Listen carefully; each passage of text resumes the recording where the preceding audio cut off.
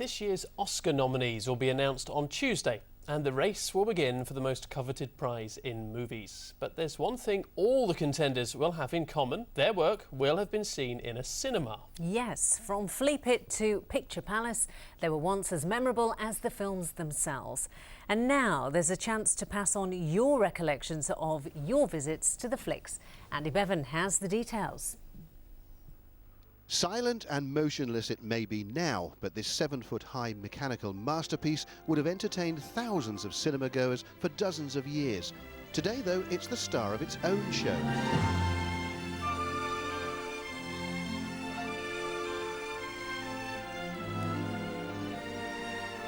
This unique exhibition is dedicated to the history of the Picture House. It's a free-to-enter celebration of cinemas over the last 100 years, showing the impact they've had on the nation's culture.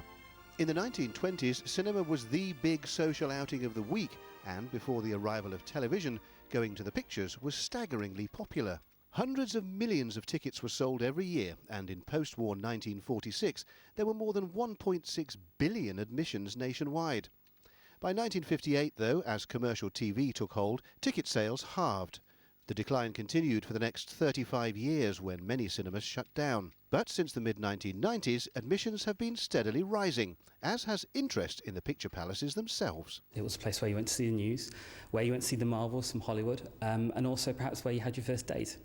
And I think Worcestershire Film Festival is about celebrating that past and then bringing a new platform for people to bring their own films that they've made independently onto the big screen. The Midlands has played a major role in British cinema history. Back in 1930, for instance, the first ever Odeon opened in Birmingham's Perry Bar with an opulent interior. The exterior, though, was bricked over in the 1950s, and it showed its last film in 1969. Today, it's a banqueting suite. The Beatles and the Stones played the Nottingham Odeon back in 1963.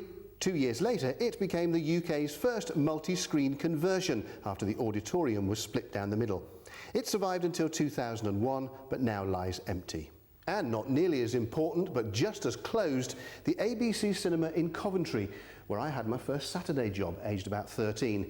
I used to stand about there and help to sell the ice creams.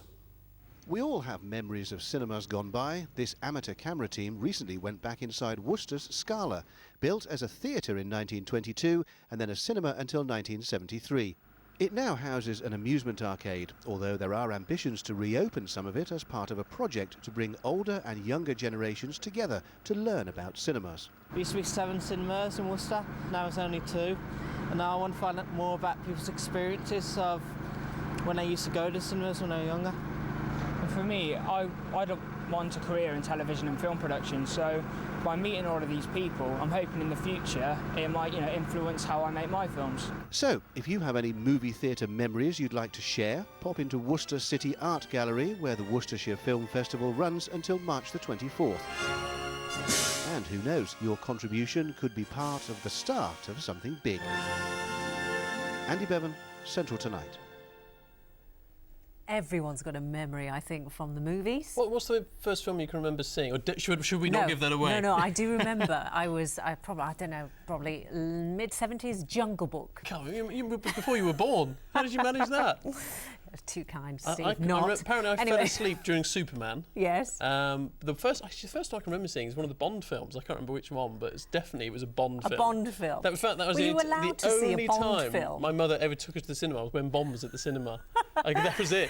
At least mine was nice and innocent with the Jungle Book. I do remember, Andy spoke about his first job there, saying that he was selling ice creams, and that was lovely to have that in those times when they were affordable as well. Because you don't have a projectionist now, so if there's people talking, which I hate in the cinema or on their phone, there's nobody there to pick them up, so you risk yourself. Do you say something if someone talks? Yes, I do. I got somebody kicked out once, but that story will take us way over the programme, so...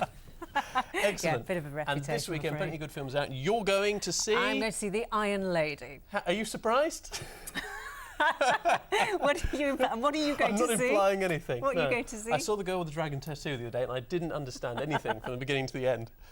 But don't worry, I think I need to read the book. I'll take you to see The Iron Lady with me. That's it from us. Yes, have a very good weekend. We'll be back on Monday. I'll have lots of sport for you. You'll have lots of news, no doubt. Yes, of course. And a review of The Iron Lady. Yeah. Join us for that. How can you miss it? Have a lovely weekend. Bye-bye. Bye-bye.